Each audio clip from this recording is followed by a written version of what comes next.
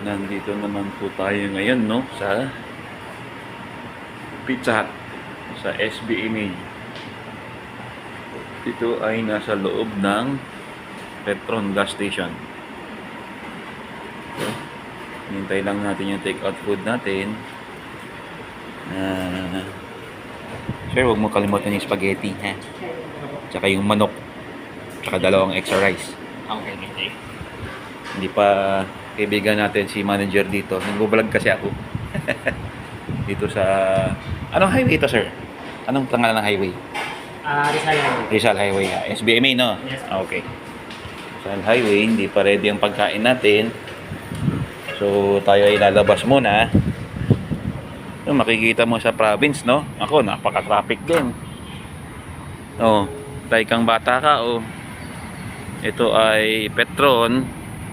Dito, hindi ko alam kung anong meron sa Wednesday, pero grabe yung traffic niya. Oh, makikita po natin, no? Napakahaba ng traffic. Oh, ito ang tinatawag na Rizal Highway, SBMA. Maaring the traffic is being caused by the pinapagawa ni Kuya Roland itong bridge, yung dating nasirang bridge that connects Olongapo. Paglabas mo ay SM downtown na. So, makikita na, no? So, babalik kami doon mamaya, pero pagdating ng stoplight, kakaliwa ko. Meron kaming pupunta na hotel dyan.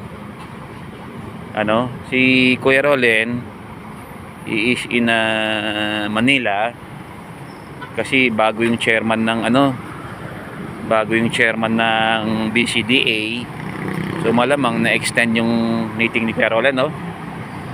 Kuya Roland is in BGC now. Dito naman tayo ngayon sa ating hometown, no? Ito papuntang SBMA Olongapo. Ito, yan, papunta ka sa hotel or going to Manila. Okay, tayo ay naghihintay lang ng pagkain natin dito sa may Petron. Napaka-busy din, no? Can you just imagine ang traffic sa Metro Manila? Kung sa province ganitong itsura, patay kang bata ka. Palagay ko Metro Manila is crazy, no? Ito, nandiyan yung pagkain natin sa Pizza Hut. Hinihintay natin yung order natin. Pero from here, matatanaw mo itong SM, no? Ayun. Yan po, that's SM downtown. So, mga tao nakapila na sa pagbili ng gasolina. Ayan, mga naka-motorbike and mga naka-kotse. Oras na para magbili ng gasolina at hindi tatakbo kung wala itong gasolina. So, tayo naman ay babalik na dito sa Pizza Hut. At malamang itong pagkain natin is ready na. Okay? Nandito tayo, need natin mag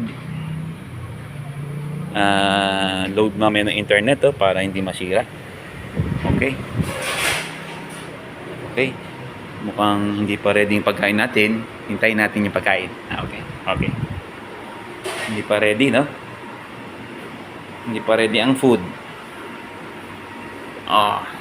Sige po, bye-bye po.